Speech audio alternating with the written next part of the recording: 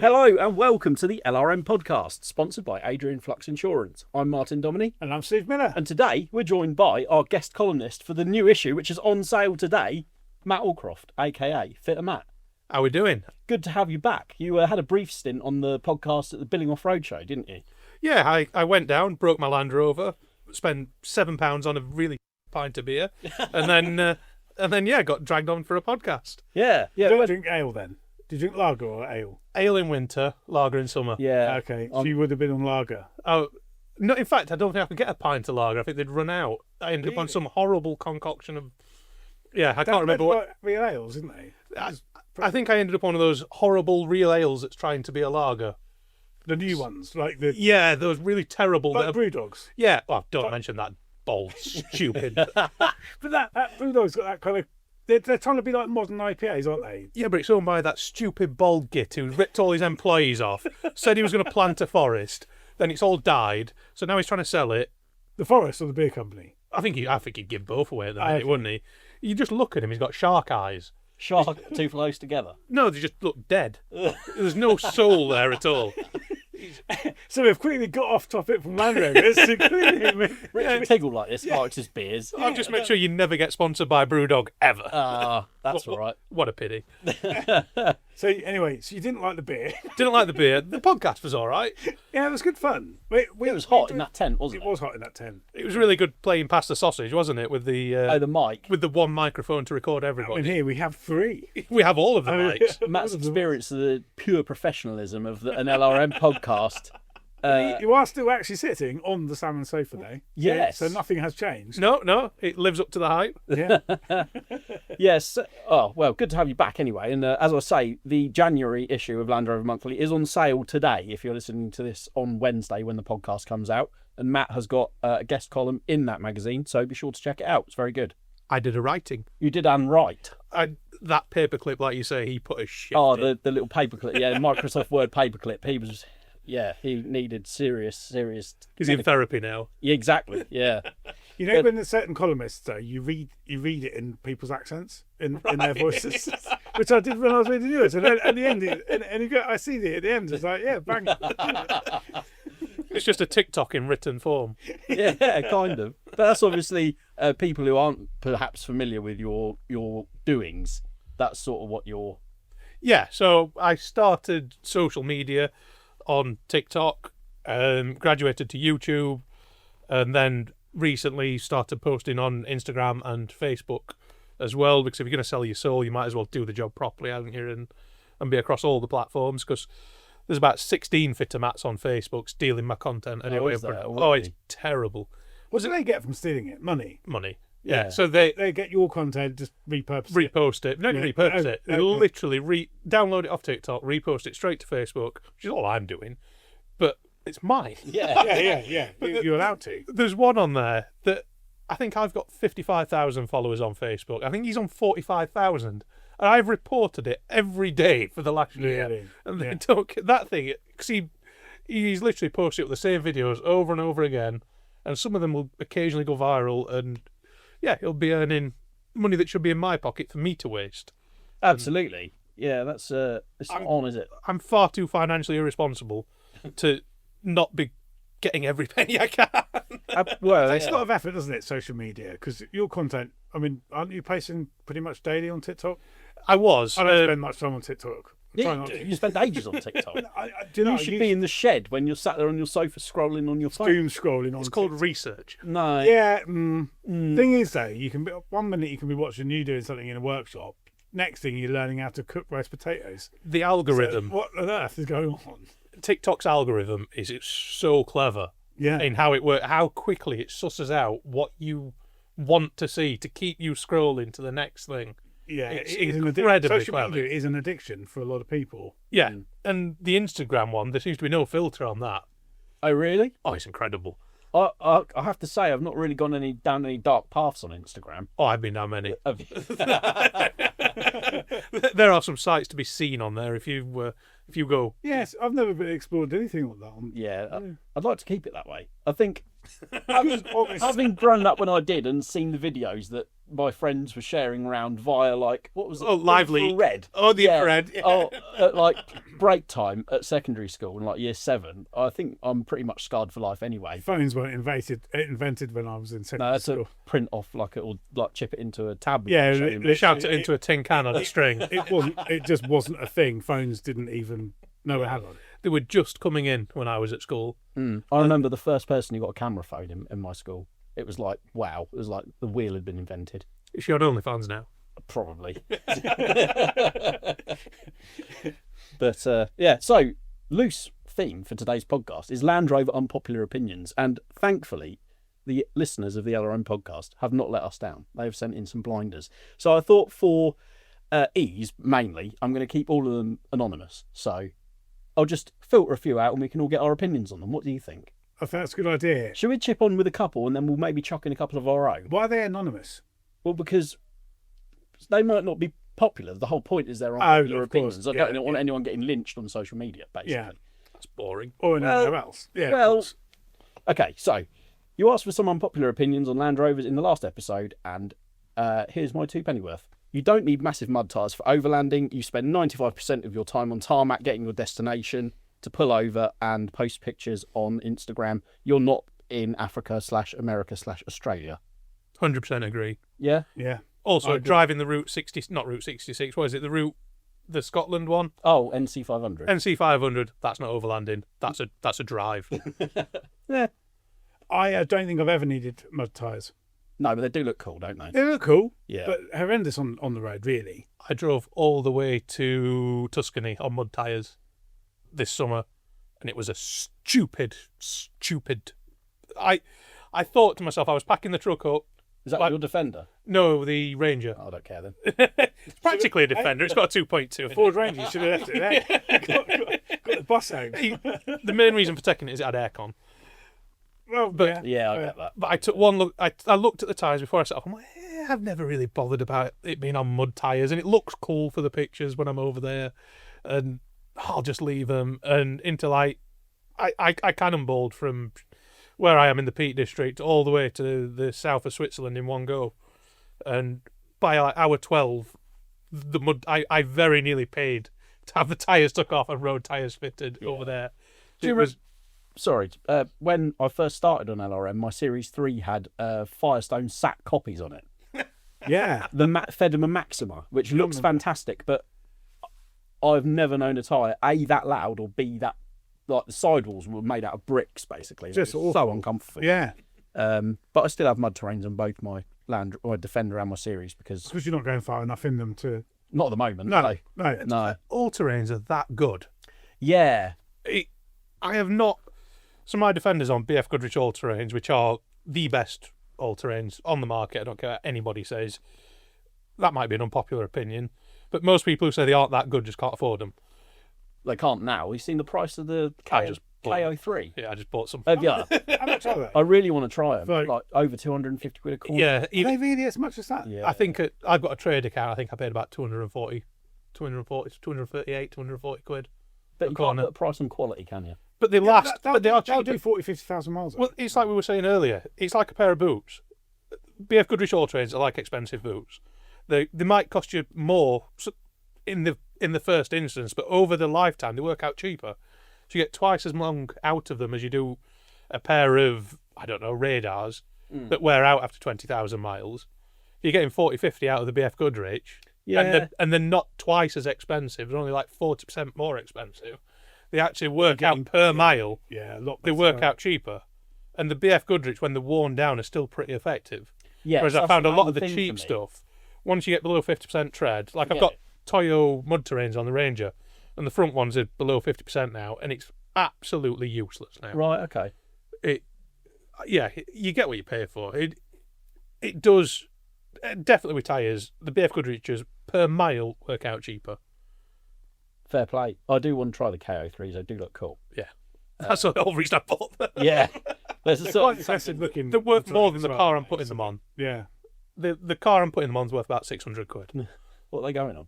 My uncle's old Isuzu Trooper. Oh, yeah. It's going to look the business. Probably the only Isuzu Trooper with those tyres on. Probably. Because most people wouldn't spend that kind of money Yeah, probably. And again, if that old Trooper's still going and he's had it however many years and he's happy to service it every year and weld it up for MOT, then it's a free car, isn't it? Isuzu Trooper, I stand by it, was the greatest 4x4 of that generation. Is it a 3.1? 3.1, 1997. You name me another car in 97 that could get close to that for cost. The only one that compares really, like you can say Discovery, but a 300 TDI Discovery was not the best thing in the world. They weren't as comfortable as the Isuzu. They were slightly better off-road, but that 20% they were better off-road, for the amount of people that use that 20%, I don't think justifies the other sacrifices like having your eardrums not explode when you're driving more than 50 miles an hour, having on-road handling, air conditioning that works, somewhere to put your right arm.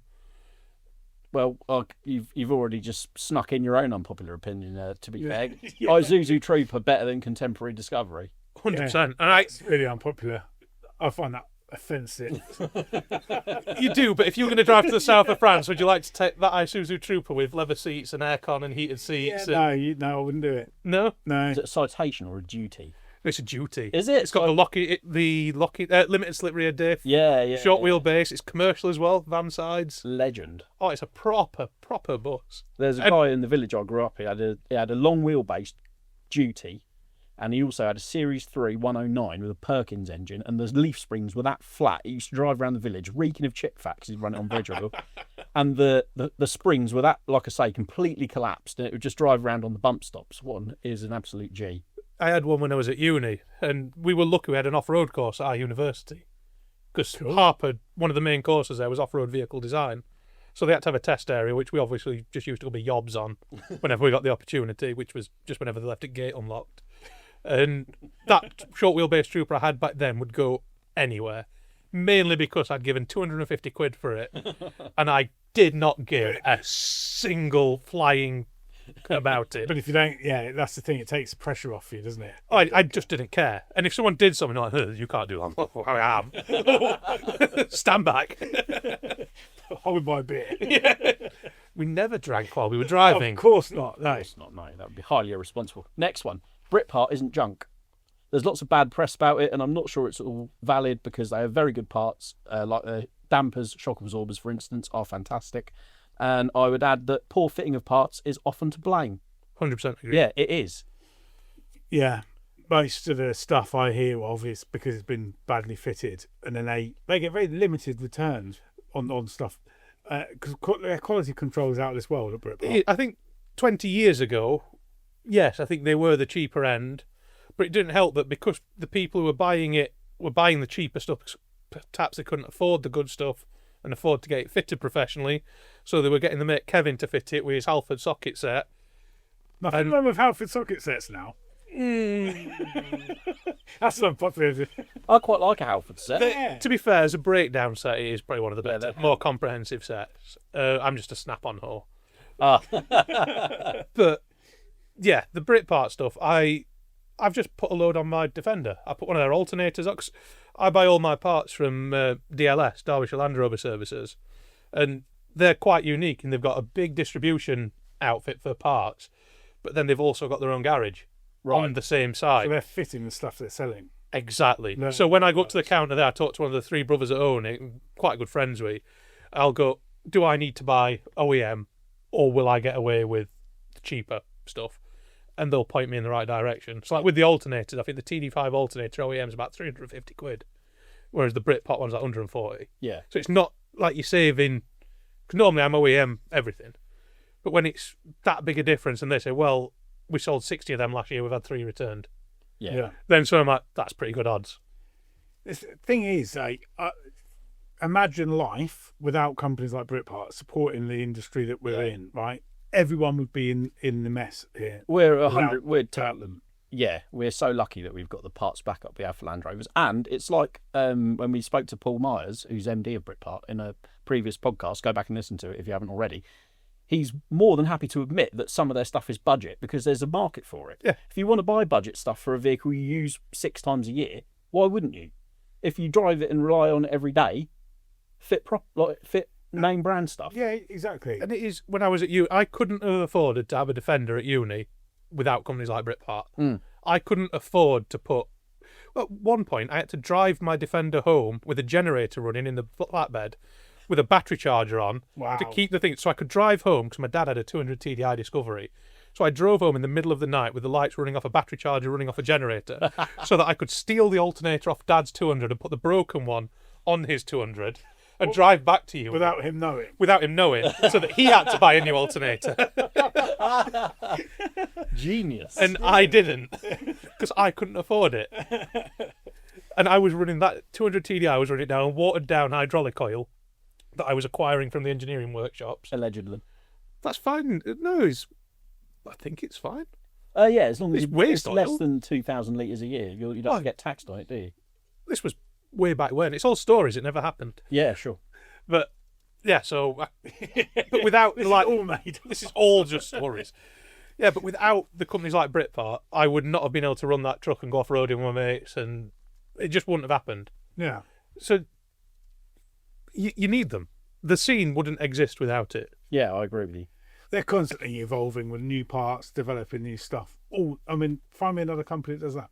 Even down to their big book. There's no one else really. Correct me if I'm wrong. Who still puts out a parts book? No. And that parts book is so handy. Even if I'm not going to buy a Britpart part, to have an actual physical book to look through, I know. rather than scrolling through a screen where you can end up going backwards and my hands are covered in grease. Having that big book with lots of part numbers is so useful. And then you end up turning to a page and you go, well, that's nice. Yeah. Stuff you don't even think you want. But now, it's what we've said about this before. It's like being a kid when the Argos catalogue. Yeah. That's catalogue, yeah. Circle what you want. Leaving it out in a suggestive manner on the table or the sofa. Just if you were, Christmas is coming up. Exactly, yeah. It's just the problem now is that we all have adult money. Yeah, it's a lot easier to buy stuff, isn't it? It is, especially now that you don't actually see the money leave. Yeah. Like when you used to have to buy stuff from shows and you physically had to hand your hard-earned cash over. You get that was paid in hard. cash. Yeah. You No, pay for them everything in goes. Everything's through the books. Of course. Yeah, Obviously. Cash. No, I wouldn't accept cash for work. I definitely wouldn't give a 10% discount to anyone wanting cash work done.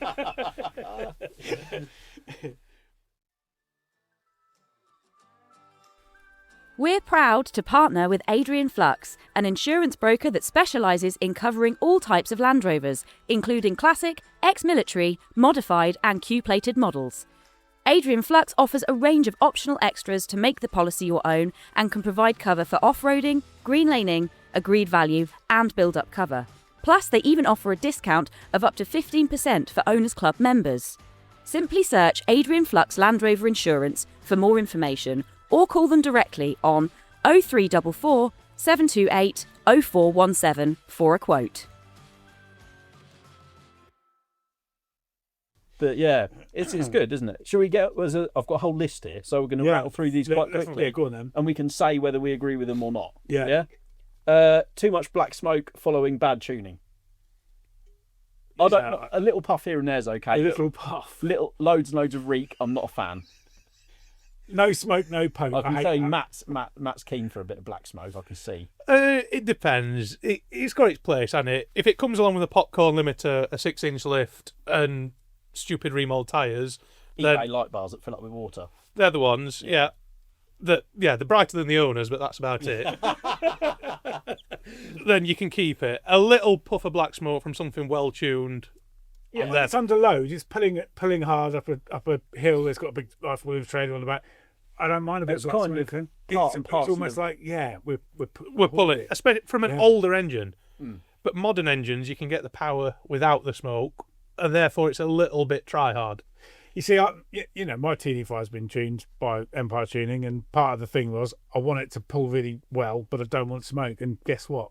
It doesn't smoke. Yeah. No smoke. You get a little puff on start-up, but that's just... Exactly. Mine's going in for tuning with Alive. It's exactly what I've discussed with them. Yeah. It's why it's having a smaller turbo. Because that's so I get the boost instantly rather than the big cloud of smoke. It'll be boosting all the time. It'll be burning clean all the time. And it shouldn't smoke its off. I had a bit of a funny story about I had the Defender TD5 and I was about 19, 20. Didn't have a penny to my name. I was an apprentice at Marshall's still at the Land Rover dealer, but I loved this Land Rover. And I thought, I'm going to get it remapped. I want a bit more power. One of the UJs went out on the front prop, so I had to take the prop off to drive it around. Still my only car, drove it every day.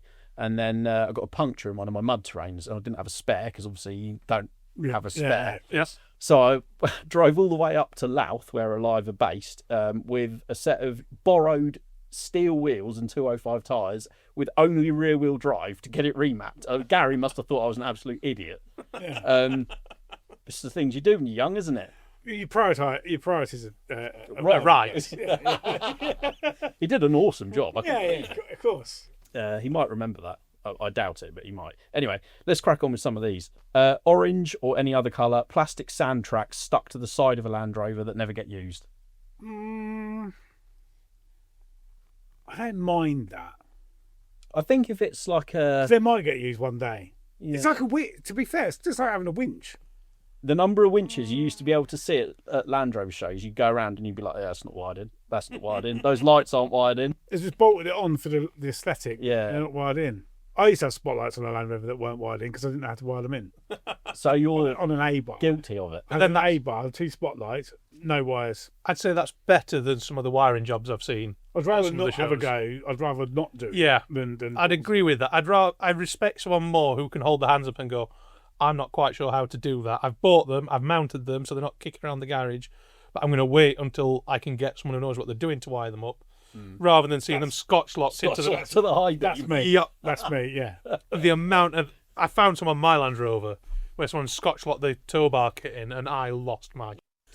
Because I despise those things. The fact that you can still buy them Yeah, I know. is wrong. When you can buy proper, like, heat shrink. And Oh, do those it little proper. heat shrink things. Yeah. They're brilliant. Yeah, yeah. Oh, Those little heat shrinks with soldering. yeah, Absolutely fantastic. I've seen them. I forget where we used them. When last. we fitted the tracker, wasn't it? Yeah, Yeah, and that's If you buy the proper good job. quality Proper ones, job. if you buy the cheap ones, they're terrible. They They're can't from the fire. military. The ones we used for that job were from the military, weren't they? They were Yeah. military grade. Yeah. Fantastic. They are Worked really very good.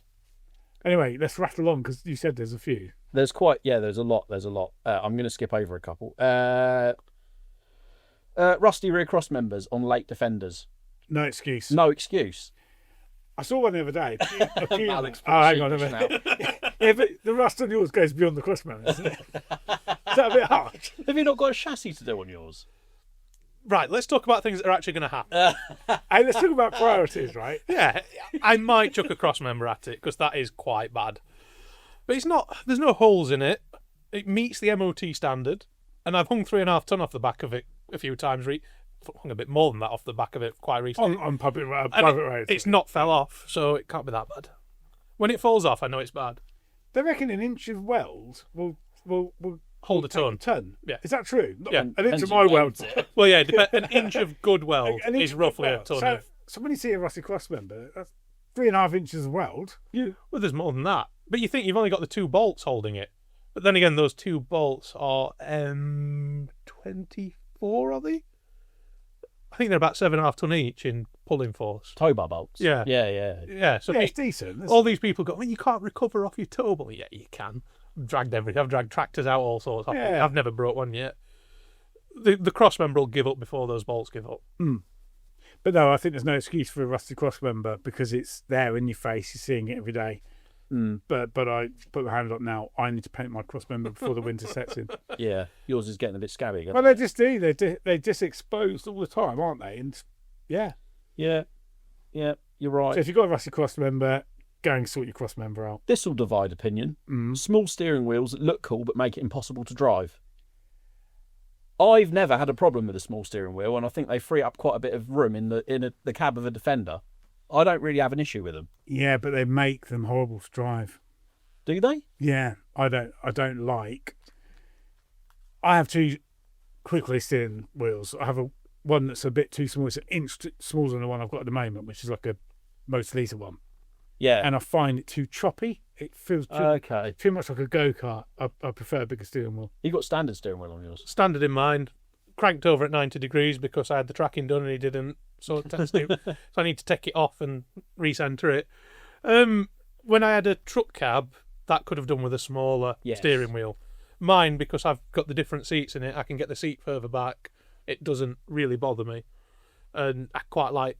The problem I have with the aftermarket steering wheels is if everything else isn't aftermarket in the cab, they stand out like a sore thumb. Yeah, I agree, actually. Unless you just get a plain black one, they look...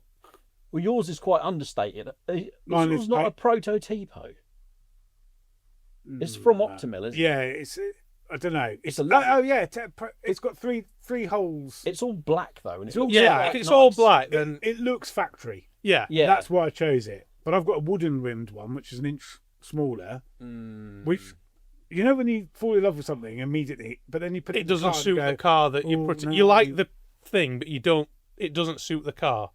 And it's the width of the It's got to be The chunky. rim. You need a chunky rim. You need a chunky rim. Yeah. It's all about You can't have something dainty in a Defender. You No. need something No, a bit of, because no, they're not. They're substantial. yeah. Yeah, no, with you on them. Cool. The Discovery 5. That's all it says is the Discovery 5. What's your popular take on Disco 5, Matt? I'd have one given, but I think the problem with the Discovery 5 is it's got nowhere to go. Yeah. Somebody who wants a more utilitarian but comfy Land Rover will buy a Defender. Someone who wants something luxurious for everyday use will buy a Range Rover. It's too expensive for the utilitarian market, and it's do you know what I mean? They've sort of phased it out themselves. The Defender They split the market too much. Well, you've got the model there's two lineup. If they'd not made the really nice Defenders, it'd have somewhere to sit. Yeah. But the fact that you can trim up a Defender to almost Range Rover spec, and you can trim down a Range Rover to quite a utilitarian spec if you want to, what is the market for the Discovery 5? Why would you, when a really nicely spec Disco 5 is Range Rover money, why would you not have the Range Rover that comes with more toys as standard? I'm really interested to see what they do after Discovery 5 gets phased out. I've just spent 4 days with a Discovery 5 Land Rover Relentless one. Neil Watson's putting it into Land Rover Life in the next issue, I believe. 84,000 quid. Spec'd up, 35th anniversary. And what a lovely, lovely thing to drive. But if it was my money, I would still have to buy a Defender. Yeah. It fits my lifestyle a bit more. And they're so good. The new Defender is so good. Why would I... The Discovery 5, it is a lovely car. But it is that it's a car. For what I do go off-road most days. I go in fields, I go in rough yards and quarries. The new Defender has the better departure angles. It's got the white, clean floor. It blends... I honestly think, and I know people call it the Pretender, but they're stupid. It blends utilitarian and luxury so well. It reminds me more anything of like the first Range Rovers. Yeah. Where they were still utilitarian, as in they had the rubber floor mats. You could clean them out, you could put the sheep in the back, but then you could take the family out on the Sunday and you wouldn't be embarrassed to be seen in it. They have absolutely nailed that car, and as soon as I can afford one, I will be having one. I think it's... I think everyone was a little bit sceptical when it got announced, but the only people I've met who don't like it have never been in one. Yeah, or they just die hard, and they're the same people who will insist that the 200 TDI is the greatest engine ever made. Unpopular opinion. It absolutely And is. the TD5 is a better engine. The TD5 is better. The 200 TDI... Yes, Matt Matt agrees. The 200... right, we're going to get onto the ultimate unpopular opinion here. Right, 200 and 300 TDI, the only reason they've got such a cult-like following is because the engines that preceded them were so terrible. I agree. They... Natural aspirated diesel. The 19J was an awful, cobbled-together attempt at a turbo.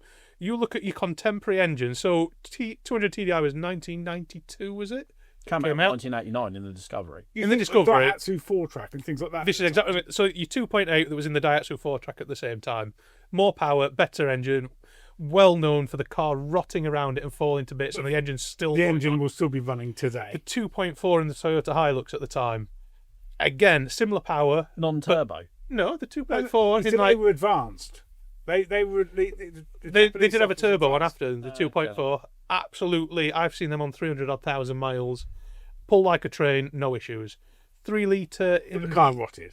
The car's rotted, but so did Discoveries. Yeah, I was going to say. Yeah. But if we're talking about the actual engines, 3.1 in the Isuzu and the 2.8 Isuzu that preceded it, more powerful as standard, almost as tunable, not quite. but a lot more refined, I'd say. Bigger engine, more reliable. The 200 TDI, it was good, but it always wanted to blow its head off. I have never known a single one of those make it past 150,000 miles without at least a head gasket. Yeah, okay. They were better than the 300. The minute you boiled the 300, it did the head. That was the main flaw of the 300 TDI. To be fair, I did 300 TDI, boiled it up. They put didn't do the head. water pump so far down that as soon as you lose any coolant, it's like, nah. The one thing I'll give the 200 and the 300. 300 water pump right at the top, the 200's further down. 300, yeah. They did make them very easy to work on. Yeah. They were incredibly simple. But they've got such this big following. The TD5 is a better engine in every respect. I love a TD5. Internal fuel rail. Why? Yeah, but how hard? Stupid. But how hard is it to fix? They crack, they leak into the sump, the oil level goes through the roof, no lubrication, they breathe in their own fumes, they run away. You don't get that with a TDI. Yeah, I've seen TDIs run away. Really? Yeah, I've seen them pick up on their own oil when the oil seals go in the turbo. I'll take umbrage on your mileage as well. Well, mine's TDI. We featured a Discovery 200 TDI in LRA that had done 600,000 miles in its original engine. Yeah, but how many times has that engine been worked on? No, it had been serviced. I don't know. I can't remember. It's probably on its sixth head. Fine service. Its 19th turbo. I would say, yeah, the 200 did have a problem with the heads cracking around the glow plugs and things like that. But that 600,000 mile 200 TDI will have leaked enough oil. that's why it stopped. That's why it still is. It's not rotten. But the TD5s are good for big. Mine's on 270,000 mile on its original engine. And it is one of the sweetest sounding TD5s I've ever had. I just can't get on with them as much. I just love the amount of people who don't like them just because, it's got an ECU. I'm like, yes, it has. And it's the most basic ECU. That's been put. It actually means that for a backyard mechanic, once they've invested in an Anacom or just a basic code reader, it's easier to work on because it'll point you towards what's wrong. Whereas a 200 TDI or a 300, you've actually got to have half a bit of nous about you. But when it starts smoking different colours, what bit's blowing up this time, the TD5 will point you in the right direction. You'll never change my mind on this. Overall, the TDI is a better engine. But on what grounds? Reliability, pure reliability. If you wanted to drive a Land Rover across miles and miles of expansive plain with nothing around, TD5. But as long as you know the engine... Yes, for a complete beginner. Do you not find that the TD5 pedal is a bit weird and there's nothing better than a throttle cable? No, I agree with you there. there. Yeah, I do agree that. Yeah, the fly-by-wire. Yeah, it's a bit that like stupid on-off. dead bit you get when you want to pull out of a junction and you're like, but that... ECU's like, no, I don't want to do that. Whereas TDI, boom, straight on it. The dead bit is called someone's unplugged the MAF sensor. Potentially. That's the dead bit. Or the MAF sensor's dead, which you also don't get with a TDI. No, but the minute it's dead, you order a new one, and a little man in a van turns up 3 hours later, and you fit a new one. Or it's like, oh no, my starter motor's started to get a bit of a funny winding, so it's going to corrupt the signal from the crank sensor, and then the engine won't start. You don't get that with a TDI either. I mean, I have been let down by the potentiometer throttle. ECU. And there was no way of getting anywhere. Please don't think I'm hating the TD5, but it's just not as good. All round, it's not as good as a TDI. But when it is, reliability, maybe ever so slightly. But even that, I'm not, because I've had that Defender of mine now, the TD5, for, I'm going to say 6-7 years. It has never been on the I'm jinxing this badly, aren't I now? It has never been on the back of the big yellow taxi. I pulled it out of a wood where it had been stood for 2 years, and within 3 days, had a Series 1 on a trailer behind it, driving it to your show. You did. And it didn't miss a beat all the way there, all the way back. Bits might have fallen off, but it still rumbled on. And it's the best sounding diesel engine Land Rover. TDV8 with a straight pipe. Oh, okay. I forgot about that. You cut the rear mufflers off a TDV8, they sound insane. From standard. Yeah. Although I do quite like... The TDV8 has got a... TDV6 is still quite nice sounding. Yeah. Oh, God, have you ever heard... Here's an unpopular opinion for you. Don't put any kind of non-standard exhaust on anything with a TDV6. They sound absolutely terrible. TDV8, yes. Never TDV6, experienced that. Oh, my word. No, I've never heard one. They sound so limp, just wet and horrible. Yeah. TD5s can be... If you put a full-on sports exhaust on a TD5, they drone. Yeah, they do. But when you give it the berries, When you they- get one it's so right, good. Oh, Yeah. it's sweet. The perfect amount of bass, but that 5-cylinder bark is nice. Yeah, it's lovely. And I when really you- enjoy that sound. I don't know if you find yours, you get the bit where you've obviously got your setting off, you've got no power, Yeah. and then it kicks in, and then you let it rev to where you think you should let off, and you keep on, and it goes into that. It seems to have like another 500 RPM Yeah. where it sounds. They rev a lot amazing. more than you think. You feel like you're going to break something, Yeah. and then it suddenly finds another gear, and It's weird, isn't it? It's But got that's separate where they sort of power sound bands. Yeah. well. Yeah, when you put it. Oh, yeah. That's I've yeah. got an unpopular opinion right now. Go on then. The Ineos Grenadier is the 4x4 that Land Rover should have made. No.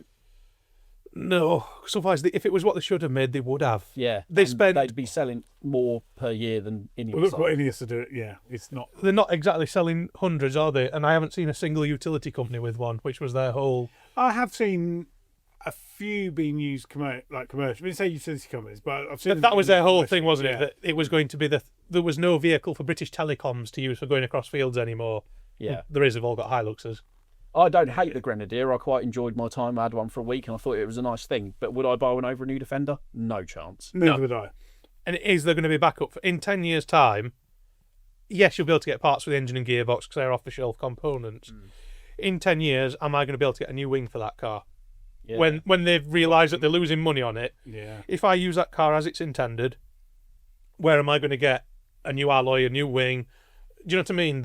When I break the door handles off it, 'cause I'm broke, where am I going to get those bits in 10 years when they've stopped making them? Yeah. I don't know. I want to be. I'd like to see it succeed.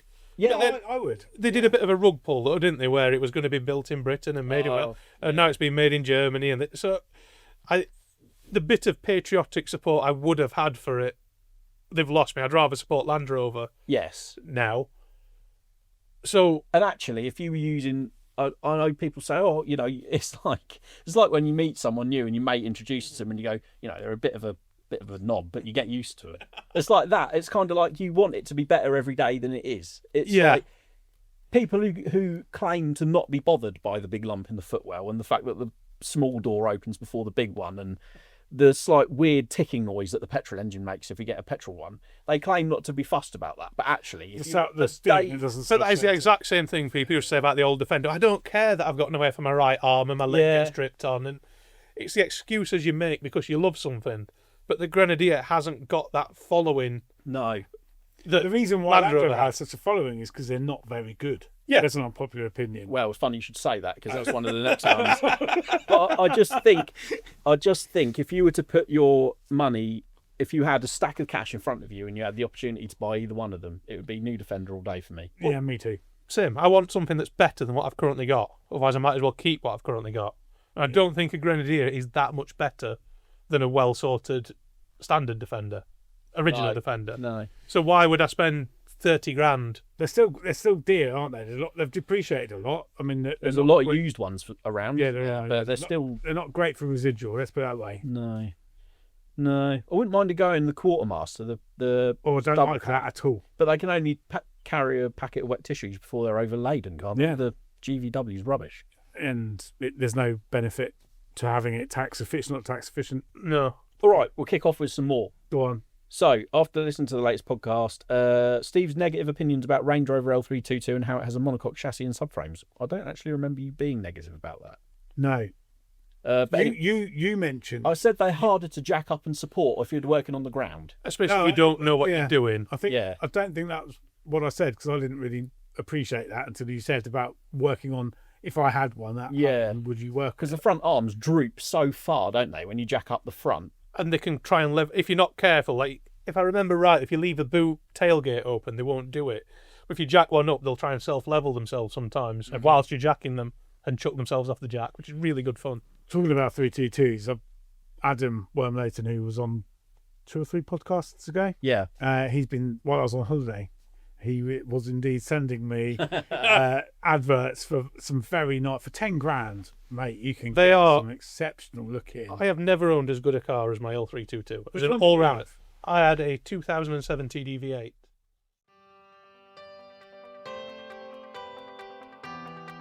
Finding the right parts for your Land Rover or Range Rover shouldn't be an off-road challenge. At bmh4x4.com, we've built a smarter way to get you back on track. Our new website is now live. The simple, fast and reliable way to find the parts and accessories you need. Supplying quality parts for Defender 1983 to 2016, Discovery 1, 2, 3 and 4, Range Rover Sport 2005 to 2013 with Range Rover P38A and L322 coming soon. All parts are backed by expert knowledge, quick delivery and a 2-year quality guarantee. Visit bmh4x4.com, built by enthusiasts for enthusiasts.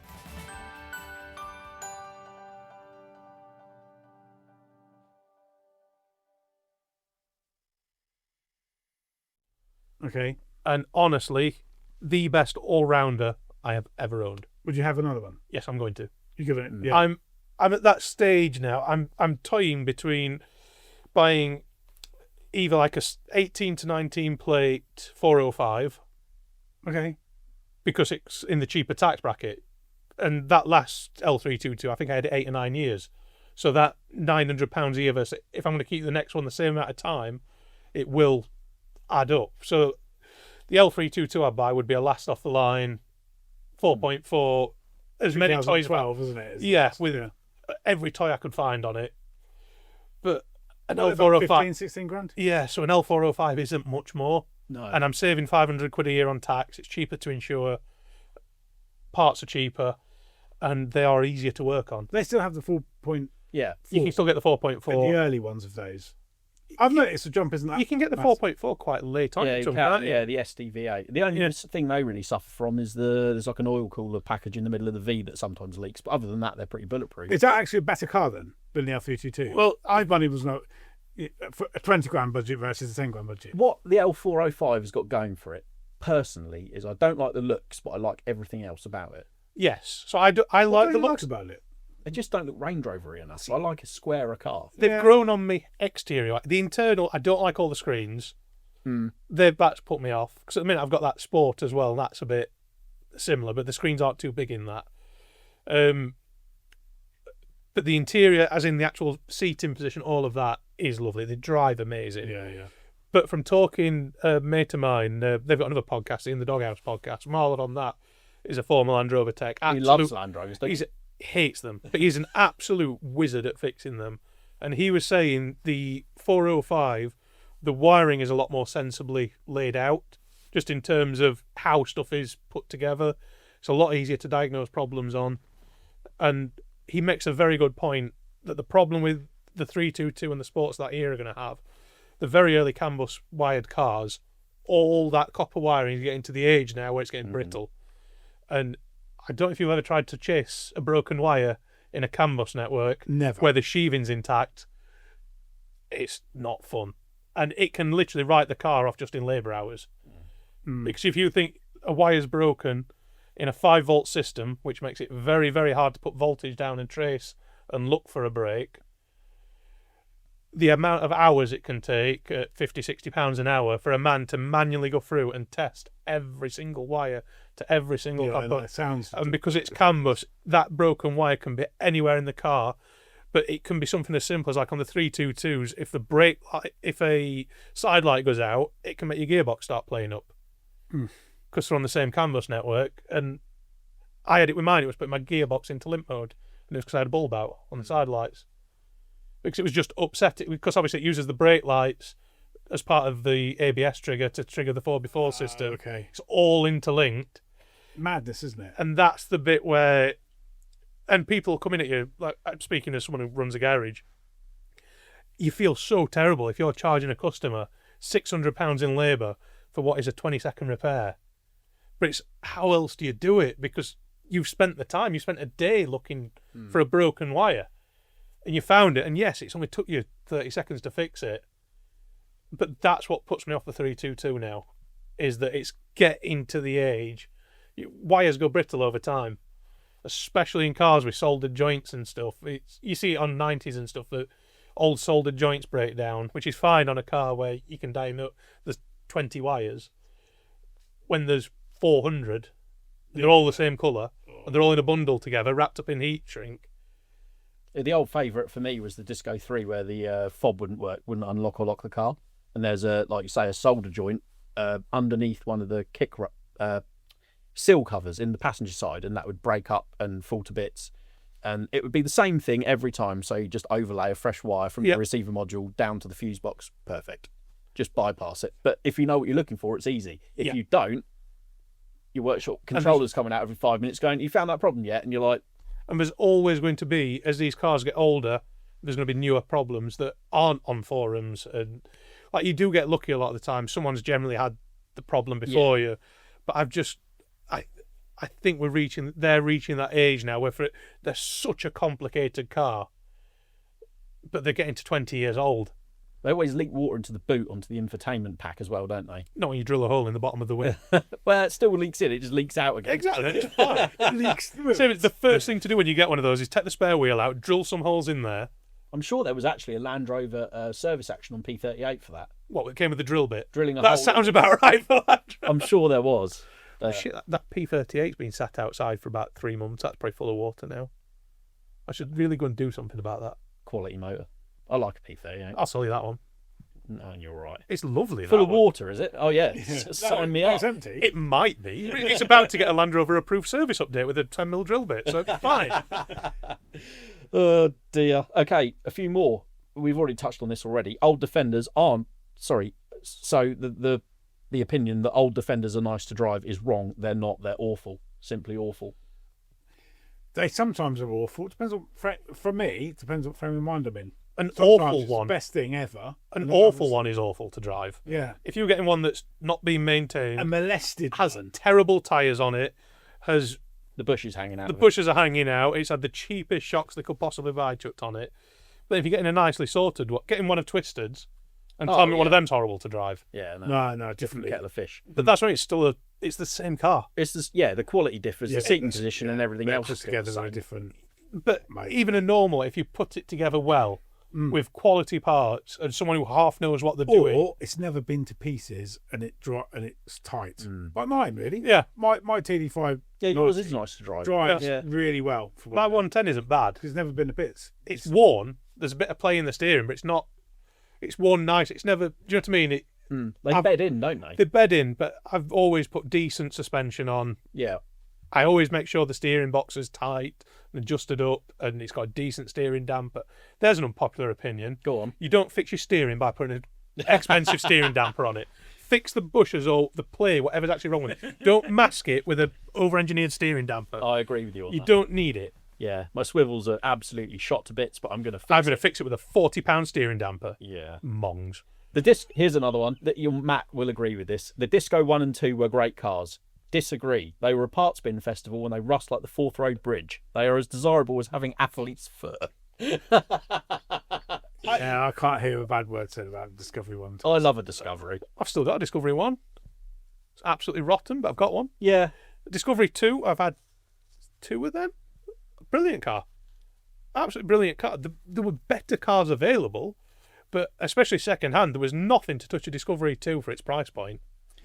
Had Land Rover not raided the parts bin when the Discovery 1 came out, It wouldn't have happened. where would they be now? Yeah. You can go back and listen to our interview with Mike Sampson, designer of the Discovery 1 body style, on a previous podcast. It's very good. It is very good. And very informative. And Very Mike is good. I wasn't there. a lovely chap. I really should do something with that one of mine because it's quite a rare one, I think. It's 5 doors. It's one of the first. It's L-Reg. So it'll be one of the first 5 doors.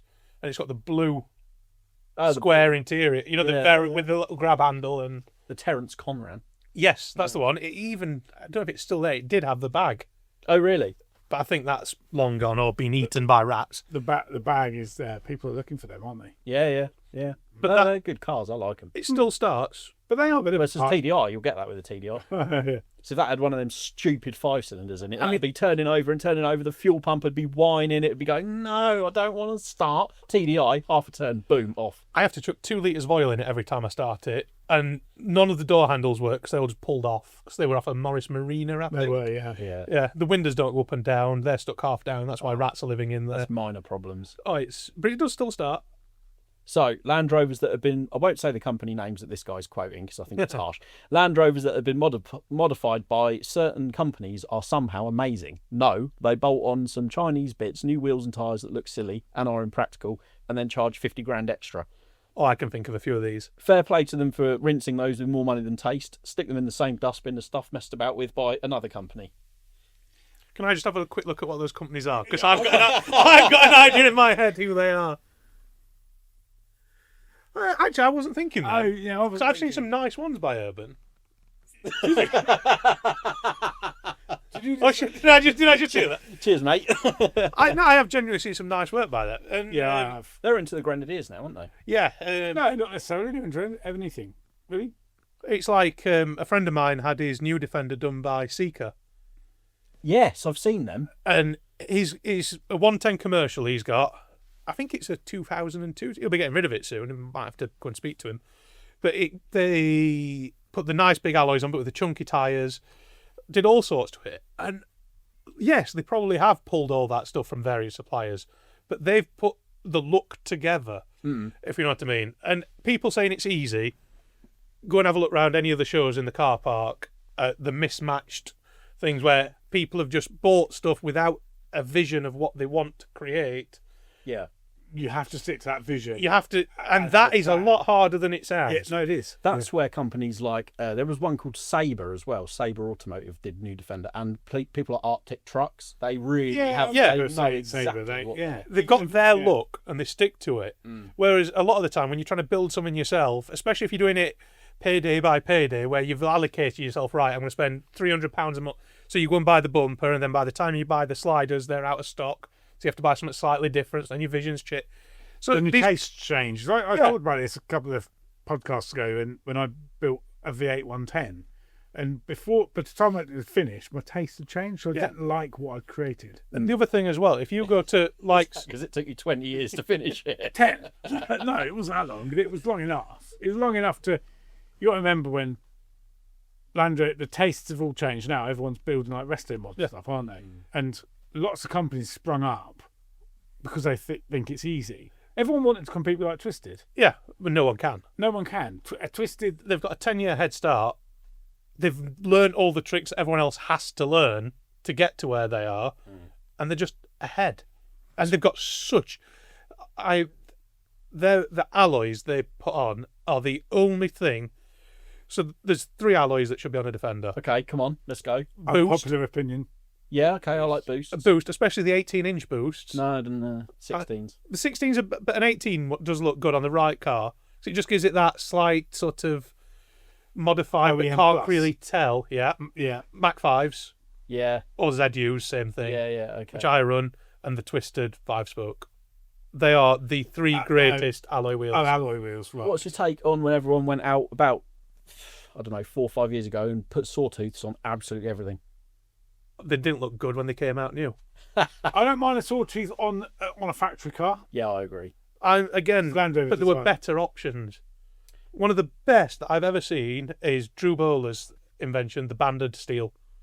Yeah, The standard steel wheel, but just slightly wide. Devon You Defenders. can't improve. Yeah. Classics are classics for a reason. Same with the Ross Styles when they banded those. yeah, again, It's a classic for a reason. Devon Yeah. Defenders, all sorts of cool stuff. But Twisted are doing like an 18-inch style, aren't they? Yeah. Like That's an alloy, though. That looks even... Is it an alloy then? yeah, it's an alloy. I didn't know It's that. really cool.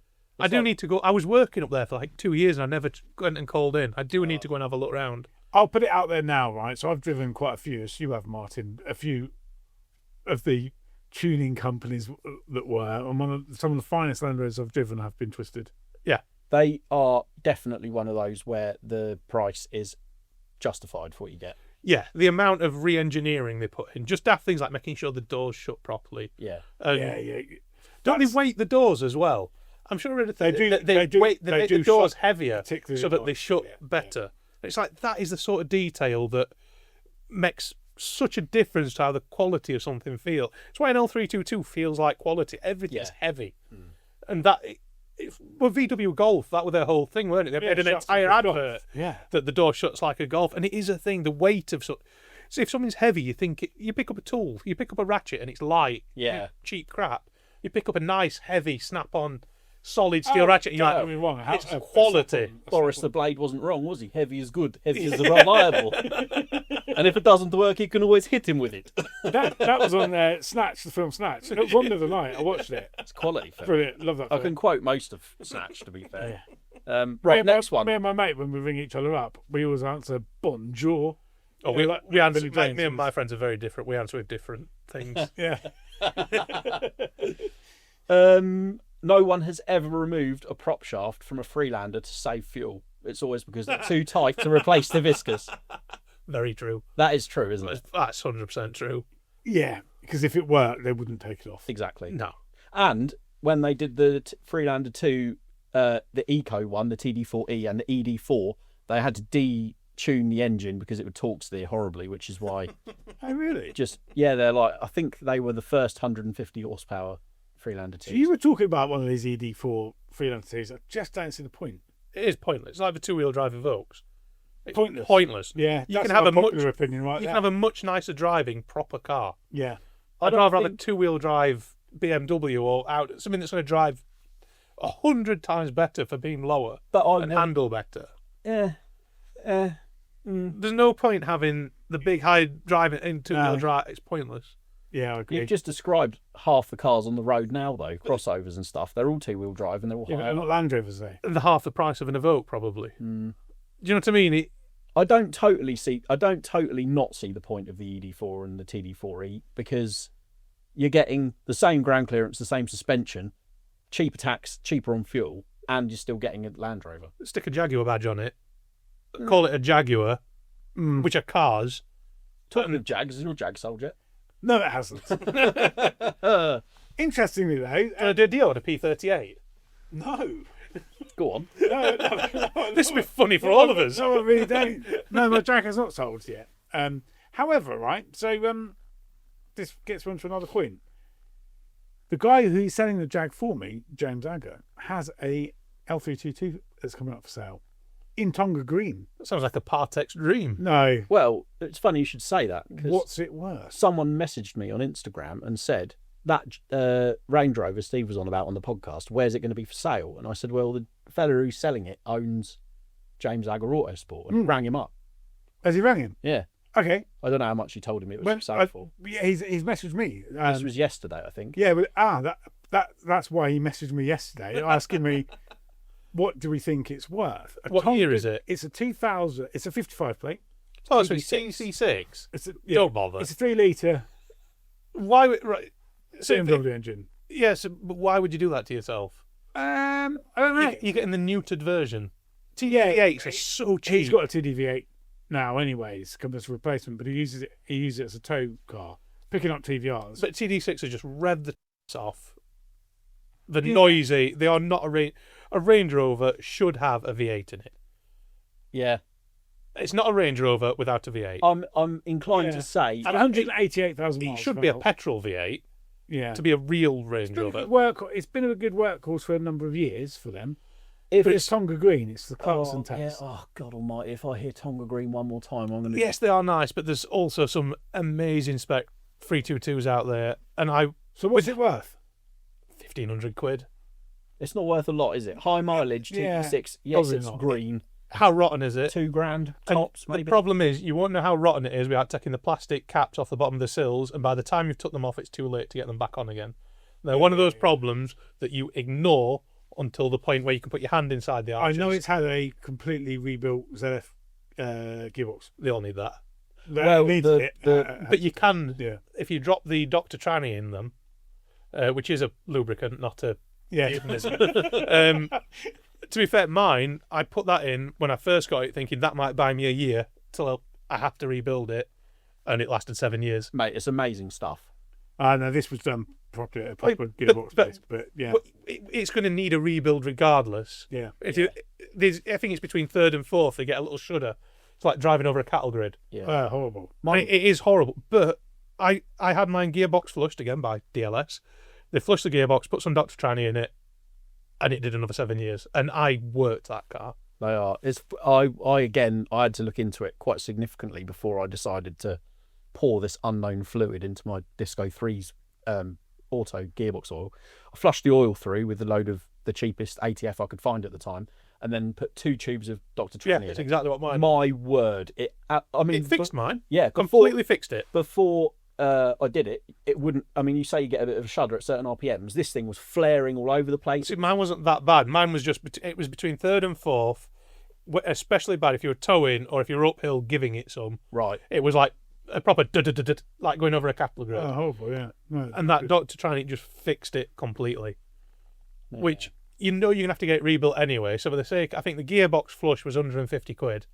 And I think that stuff's like 25 quid a tube.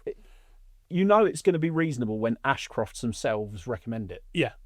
It is actually quite good. But it can buy you another 2 years Yeah. before you need to get it rebuilt. or a quick sale. Or a quick... But Yeah. even then, I wouldn't feel... Now I've done it to my own car, I wouldn't feel horrible about doing it. Because I know it's not like putting chainsaw oil in something before you... Load of sawdust in a ridge. I have never put really thick oil in an Ingenium. It's all right, Karen. So, yeah, if you have an Ingenium that gets that rattle that tells you it's about to die, you should never, ever, ever put really thick oil in and then take it to We Buy Any Car. Never, ever do that. It is definitely not the way to get rid of an Ingenium engine Jag or Evoque or Discovery Sport that's about to expire. 10-watt 40 is definitely not the stuff that you put in to make it go quiet before you take it to We Buy Any Car. Well, No one should be buying one of them now. Then no, it's a shame. But again, It's yeah, and the bit that is it, they don't sound that bad when they first start knocking. I had one come in, and little old lady pulled up in her Jaguar, and she's like, "Oh, it's making this rattle." I'm like, looked into it, I'm like, "Oh, it's just a heat shield. That's all it sounds." It's like, "Oh, clack." I'm like, "Oh, it's just yeah, literally just like a heat shield." Right? Like, pulled all heat shields, having it still rattling.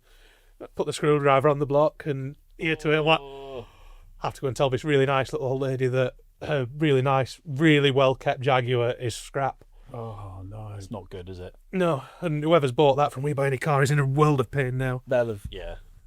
Do you know, they're not making much in auctions because dealers are wise to it now. Yeah, they know not to buy. Yeah, It's not a case of if, it's when. well, a mate of mine, he does deal in them. Nicholas Charles Cars, he deals in a lot. I think he budgets now on a lot of them to put an engine in and then sell them as a.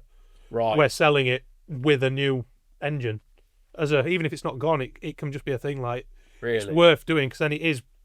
You've got 70,000 miles in it then. Yeah, If you look after it, I so get that. because the cars are worth it. Discovery Sports are a lovely driving car. How much is an Ingenium engine?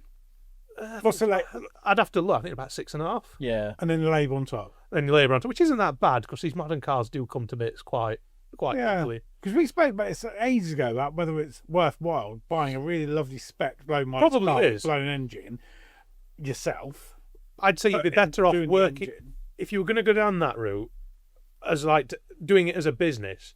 You'd be better off working out how to retrofit the two because the computers should talk to each other.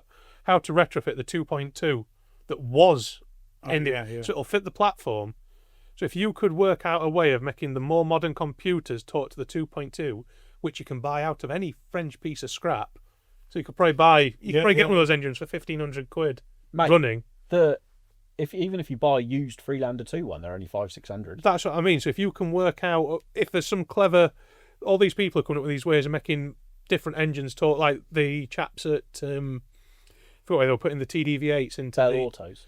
It wasn't Bell Autos. I was IRB? talking to. It might be either. They're right up north somewhere. Oh, MDRS. MDRS. Yeah. I was talking to them chaps about putting a TDV8 in a Discovery 4, and if someone that can work out a software solution, Surely you can get. Yeah, that would be the swap. If you could start putting 2.2s into the newer Evoques and Discovery Sports, which are they're designed to fit, the engine mounts are in, should all bolt in. Yeah. So we're in the earlier cars. The issue you would have It's emissions. is emissions, but if you were... Not telling people. Yeah. I know you can't say that, but I can. No, it would all fit. And actually, the number of, like you say, Discovery Sports you see on eBay and stuff like that, and you think, it's just, they're beautiful, beautiful cars, but they're just... And the 15 plates now are worth more than They are. because they're the last of the 2.2s. Yeah. And you can, I think there are some that are Euro 6, aren't they? Like the last ones. Quite possibly. I couldn't tell you. I'm not sure. There is a sneaky, because Transits were the same, there's a sneaky 6-month period where you could get something on, because I had one, on like a late 2015, early 2016, where they were the older engine, which again was a 2.2, the Defender engine, but with no AdBlue, Right. and they were Euro 6. Really? Wow, I didn't know that. I'd have to have a look. But yeah, But it's like a 6-month period where people, I think they were literally just altering the software to make them meet Euro 6 standards without having AdBlue, and that's the one. that's a goal. Apart from that one blew its engine, but typical 2.2. But yeah, I think there is the same. I'd have to look into it. I think there is the same thing in the Yeah, I would definitely, Discovery Sport. because they are a beautiful car. They're lovely to drive. Yeah. They are very nice, and they're very good on fuel. Tell you what, I went in the other day, an F-Pace, I like them. 2-litre engine petrol, supercharged. Yeah. So a friend, This thing went like, honestly, it was superb. It sounded good as well. I can't remember if it's supercharged or turbocharged. It's coming into me for a service in a few weeks. A friend of mine's got a V6 petrol F-Pace. It's the one below the SVR, I believe. Right. I can't remember if it's They're supercharged or supercharged, aren't they? It's something. I can't remember if it's Oh, super yeah, or turbo. it's the same engine as the F-Type Jag, 3 yeah. supercharged. Yeah, it is. I had to go in that, and that thing is a rocket ship. 380 horsepower. Yeah, I thought my sport's 300 horsepower. I think the TDV6. That's quick. This thing is indignantly fast. Yeah, really. It is. The same chap's got a supercharged Range Rover 322, which is quick, a lot quicker than a 322 has any right to be. This Jag it actually feels made for it. Yeah. It's got the proper suspension. It's a sports car, just 4-wheel drive and no. Well, they do with SVR F-Pace. They do. The one of the final editions was like, I can't remember, I don't know if it was Goodwood edition or something like that, but it was a really, really nice sort of like metallic aubergine, but really deep colour with all like bronze bits on it. That is absolutely gorgeous. They are a lovely car. They are. If it wasn't for the engine, I would probably have one as a daily driver. But now I've driven one of those V6. If I see one of those come up, they are an absolute fantastic machine. We're allowed to promote them a bit, aren't we? Because they are It's part of the same stable. it's pretty much the same. Yeah. It's not long before it becomes like LRMJ, is it? Well, Steve's already tried that with his XK, but now he's selling it. We need to get the Jaguar content from somewhere else. Yeah. But It's not to say that I won't have another Jaguar product, but not yet. I think you need an XJS. I know where there's 2 XJRs sat. Yeah, they're a proper gangster. That's a bit. XJRs, yeah, they're cool. My mate had one of them. There might be 2 of those sat in my yard that could be Yeah. rehomed. No, I can't. No, at the minute, right? I just want to like a reset, and then I'll say, well, what's next? What's he going to buy? Something boring in Japanese? No, never. No. There's no point having a reset, 'cause if you get used to just having Nothing. then the money will just disappear. 'Cause when you get that lump of money, it tends to just. It does that, yeah. I'm a bit tight. I just keep hold of it and wait. But the more, if you don't spend it with the interest rates the way they're going, it's just losing value all the time. And Yeah, but so is tax of the car, £800 a year. yeah, Also loses. it depends what I you know want. what you mean. I do like my stuff. I do like things tied up in cars because I like the fact that you've got one. And if you buy the right thing, Yeah. it doesn't, like Defenders don't particularly lose any. no, it depreciates any value. value. Really, if you buy the right Defender, you quid's in. And I'd argue that L322s are getting to that point now. They are. If you buy the right one and keep it, now. they're not. They don't seem to be like the last few months I keep an eye on them. They've not lost any value. No. The 405s are dropping like a stone, but again, they seem to have levelled a little bit. That might be the way in. Yeah. Just step up because you talked about the wiring and stuff. It's I'm the thinking, cheaper, that is true. the cheaper tax as well, because they meet Euro 6 standards. I think What they're tax are we I talking? think they're about 350, 360 quid a Yeah, year. that's not It's unreasonable. it's £500 a year difference, Yeah, which plus is your insurance. it's not an insignificant amount of money. To drive as well, like we spoke about last week with the Discovery 5 versus the 4, the L405 is a nicer, lighter. It feels like a more planted car than an L322 because it's got all the aluminium suspension, less unsprung weight. They handle a lot nicer. The Sport as well. That one I've got at the minute, it's only an interim thing. What it was just sport? What year is your sport? 16 L494. See, I like V6. It's a lovely car. And the older sports, I'd never liked the ride on them. That is a lot more Range Rover like. Okay. And it's a very nice size. It's What tax is that? I think that's same, about 350, 360 or something. I can't remember. It's not too bad. I just put it in and put it on the direct debit and didn't worry. Yeah. I didn't want to know. Yeah. Sometimes you're better off just not looking at these things and just watching the numbers on the screen get smaller. People get het up about it. Once the direct debit's going out, you know better off financially when you have or haven't got it. No. You just live to your means, don't you? You live to what you... If there's 50 quid less in your account at the end of the month, it's not one less 50 takeaway. 50 quid better off. It just seems to work. It works out the same. In my opinion. Celebrate Christmas with Land Rover Monthly. Everything a Land Rover enthusiast could wish for. From thrilling adventures and expert tips to restoration guides and buying advice and so much more. And this Christmas, take out our special subscription offer and receive an exclusive limited edition Land Rover Monthly die-cast car set. The perfect gift for you or your loved one. But be quick, only a limited number are available. Subscribe with this great offer today at landrovermonthly.co.uk. UK offer only while stocks last.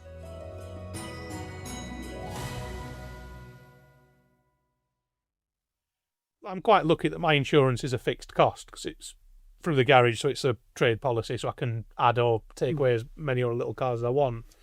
But yeah, the tax thing, I don't tend to notice when I've got 6 or 7 cars taxed or when I've got 2. It just... Right. It is just a cost. It comes out of the... You don't look at the account and go, that's come out. I look at it more as like, oh, there's that amount in there. I can afford to do this month. Yeah. Like you say, you adjust what you're going to spend that month. Most people, just before payday, pretty much run out of cash. Then they get paid and then they go, I'll spend again. Yeah. And it's like a big funnel, isn't it? Yeah, that's it. So I'm not that worried about tax. I don't think if you wanted to tax an L322 and that's what you wanted, or an XK or something like that, and it's 64 quid a month, I think that's a small price to pay to have something that you want. Yeah, life is too short. The running costs on a 322, I would imagine, would be a lot cheaper than a 405. In general, I didn't find parts overly expensive. Right. Yeah. Like, just general maintenance parts, like servicing wasn't expensive. Stuff like brake, because they eat brakes. We'll do 322s. Yeah. It's such a heavy car. At least once a year I was putting a set of pads in it. Okay. But you were towing them. But I do tow a lot, and I live in the Peak District, so up and down Dale all the time. They're not a cheap car to run, but I wouldn't call them an expensive one. Like I can't remember what oil they take. I think it's like 530 or something. Yeah, it's 530. It's not like modern, like that Transit I've got outside that's on like 0.30 that's £9 a litre. No. So they're not extortionate things to keep on the road. And like the airbags, I think, are about £70 a piece. A hub isn't, I can't remember what I paid for a hub, but like your steering arm, like your suspension arms, which always wear out on them. Yeah. Every 2 years you're going to be putting those on. Especially if you're not buying OEM, but they're about 25-30 quid a piece. You've got that aftermarket support now for L322, whereas it's the same with anything. As it gets older, more enthusiasts or independents start taking them on. There's much Britpart start supplying everything for them. Exactly. You can get all the suspension components from Britpart. The L405 hasn't quite reached that yet, I don't think. A lot of it will still be OEM. But yeah, it's interesting. But then it shouldn't need as much stuff because it's a 10-year newer car.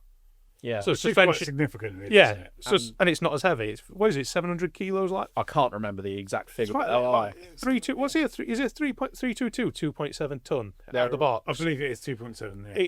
I know that when I've gotten up on my 2 poster, I always put props under them. Yeah, because I just get that little voice in the back of my head, like if this drops, you ain't got time to get out from under it. Yeah. So I always put a couple of props under those when I've got them up.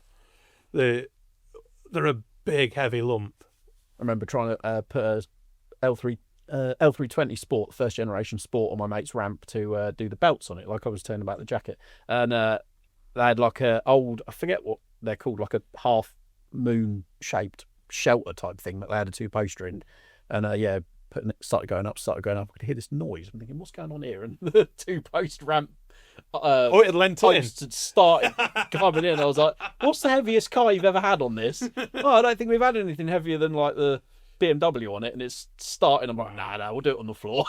Scary stuff. I was my shed that my workshop thing's just been re-roofed and re-sheeted, so I took the opportunity to renovate the workshop. So I painted the walls, built myself a little office in the corner, just generally tidied the place up, like boarded out all the walls so it looks nice and new. I was walking past her, I'm like, that nut looks a bit loose. Went round it, like I think there was only 2 tight nuts on my 4-poster between all of them. Like, I've had a snatch Land Rover up on that, which is an armoured. Yeah. That's getting on for like 4 and a bit ton. Wow. I'm like, we'll nip them up. ooh. Scary stuff, isn't it? And when I was talking to the landlord, I'm like, how fix the concrete in there? He goes, depends how much money my dad had at the time when he built the shed. He's like, well, I'm not even going to look. There's just some things that I've had a Range Rover and then it's not gone anywhere. I do make a point of not swinging on stuff when it's on a 2-poster. Yeah. I don't like 2-posters. It's only because it was in there when I took the shed on that I've kept it. I like a 4-poster. Yeah. But, yeah. It's what the ramp's rated to only applies if the concrete's thick enough to actually support it. And it applies to who was welding it up on what day, and it is a Chinese one, so I am quite. Supposedly, it's a 4.5 ton ramp, Right. so I look at that as 2.5's probably all right. Yeah, and they say there's a safety margin the other side of what they There must quote, be. But you do know what a CE marking is these days, don't you? Oh, go on. It's China export. China. There is a no, honestly, I'm not. Google this. There's a company. The Chinese government have registered a trademark the exact same as our CE mark as China export, so they can CE mark stuff legally Okay. and And ship it no- over here. And it's not CE marked. It's never passed But a it's single. China export But it's marked. Chinese export mark. Wow. Wow. It's like Cheeky. I bought a CE marked plasma cutter off Amazon. Open and it stopped working. So, it must have blown the fuse. Opened it up. It just had a piece of wire No joining the way. fuse holders together. I'm like, nice. I mean, I've never put a 6mm hex bit into a fuse holder. It's a slow blow, isn't it? No, there's different from what. That's a very slow blow. You can have a 2.2 bullet fits exactly. That's slow blow with audible warning. Oh, yes, of course. Oh, exciting news. You know, on a podcast, I can't remember if it was last week or the week before, I said my trusty Sealy impact gun had finally died. Yes. I have a replacement on the way. Oh, right. Okay. A replacement influenced by Matt here. I've actually gone and got a Kielder. So the Kielder, one of their reps who has a tool van approached me. It was when all my tools got stolen about 4 years, I think 3 or 4 years ago. Approached me and said, we'd love to help you out. Can we send you an impact gun? Do us a few videos and it'll help you out. 'Cause obviously replacing all my power tools. It was like a £5 or £6 grand bill I got to replace everything. Wow. So them saving me buying that was a massive, massive help. So they sent me out. I'm thinking, yeah, I'll use it for a month, make a couple of videos of things, and as soon as I can afford it, I'll replace it with another Milwaukee or DeWalt one. It's still here. Yeah. I have been absolutely. It hits, in my opinion, it hits just as hard as my Milwaukee did. A little bit heavier, but I think the gun with 2 5-amp batteries, I think it's about 250 quid or something. Yeah. Cheap as shit, It's- really. For the work that's probably done. Well, it'll undo like 36mm tractor wheel nuts, and it'll undo those. I have not. About the only thing I have had that it wouldn't undo was the main crank bolt on a 6BT that was seized on. Right. But in the end, with that, I ended up putting the 6-foot breaker bar on it and pushing it down with the telehandler to get that to Wow. break off. So no impact gun. An inch drive impact gun was probably going to struggle with that. Yeah. That's going to be the first big challenge for this one that I've got on the way is the crank pulley bolt on the 200, which I'm hoping it will do. I think it will. Oh, it'll. They honestly, if it wasn't any good, it would have. I felt like after a couple of videos, I've fulfilled my commitment to paying them back for gifting it to me. Yeah. I'm still using it.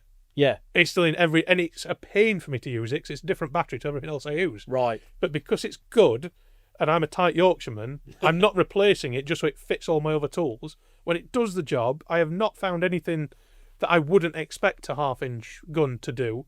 Right, yes, I've got 3/4 inch drive stuff as well, so because I go up to big kit. But I haven't been nothing but impressed by it. Yeah, I'm really excited to give this one a go. I've got another mate who's got them as well. He recommended, because I said to him my impact had died, and he said, you should get a Kielder one. Because they're made in the UK, aren't they? Yeah, made in Sheffield. Yeah. So what my plan is with mine now is, because I've got those two back, I'm going to buy a few more batteries and buy their grinder, drill, and a couple of other bits, and have that as my road. Basically, so I don't have to keep taking stuff out of the van. Yeah. Now I've got the workshop. I'm trying to be more workshop based. but obviously I still have customers I have to go out to. So my long-term plan is the Kielder stuff's going in the van as my mobile stuff, because I'm bound to break it or leave it behind on a job, so it's cheaper to replace. Okay. But Good it idea. does the job. It is just as good as anything. It is up there with all the... I can't speak to the other power tools, I haven't used them, but the impact gun is up there with DeWalt Milwaukee. It is a professional level tool. It is not a... They are really doing themselves a disjustice with where they're sort of marketing themselves. Right. Like they're selling out like Machine Mart and stuff, which I would call more of a top-end consumer store rather than a professional shop. I was going to say, I didn't know until earlier on. I was speaking to the guy from Kielder that they actually retail through Machine Mart, who sponsor. They do Tech Tip, sponsor Tech Tip, and they sponsor the podcast. They do product shout out on the podcast. So I'll be really excited to tell everyone where they can get their own if they want to get on the Kielder hype. Machine Mart's a brilliant shop. Yeah, to be honest, It's quite- impossible to go in one without buying something. It's the thing that knows the UK is terrible for tool shops. Yeah, For actual shops where you can go and physically put your hands on an array of you're right, tools. Yeah. Well, you go to America, you've got like 4 or 5 different shops that have massive ranges of power tools, hand tools. This, and do you know what I mean? You can go and get your hands on things. Over here, we've got Machine Mart and Independence. And your independents tend to be tucked away on industrial estates. Oh, So yeah, unless you know, like shout out, there's a cracking one in Beccles, Norfolk called Epic Tools. oh right.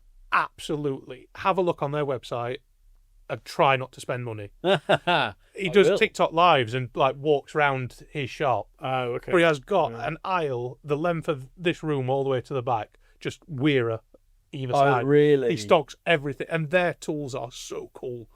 They're so gimmicky and fun. Yeah. And then he's got a massive row of Barco. He goes up to like the great big 36-inch adjustables. And every time, I've been to see him a couple of times when I was working that way, and I could not walk in that shop without spending 500 quid. Every time. It's physically impossible. His eyes lit up when you come through the door. It's here. Woo. It does, but so did mine. Yeah. I'm just walking around like a child in a sweet shop, just like need. It's like the Snap-on van's not bad because he only comes once a week. Yeah. Once a week's quite often. I break a lot of stuff. Yeah. I was going to say you get more for your money from any other brand, pretty much. I was taught by Snap-on where it really matters. I've got Snap-on combination spanners and ratchets and things like that, but everything else you can get away with other brands generally. My sort of rule of thumb with tools is it's stuff I don't use very often. I'll buy cheaper brands a lot of the time, but if I break one, then I replace it with Snap-on. Got you. Because then I've got I've obviously broke one already, so I might as well have something with the lifetime warranty. And then, like you say, all my ratchets are Snap-on.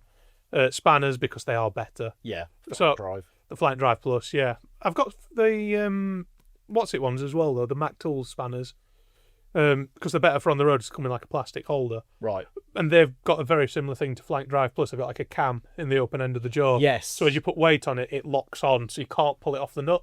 Yeah, It cannot slip up as soon as you've got weight on the spanner. So it's got like a cam in it. Handy, yeah. It locks Just tight. gets tighter and tighter. And you can our Mac, not the current one because he's fat, but our old Mac man used to do a demo where he had a great big nut on the ceiling of the van, and he'd lock onto it and then do a pull up off the spanner, Right. like locked onto a nut. But yeah, the new guy couldn't do that. The van's only 3.5 ton.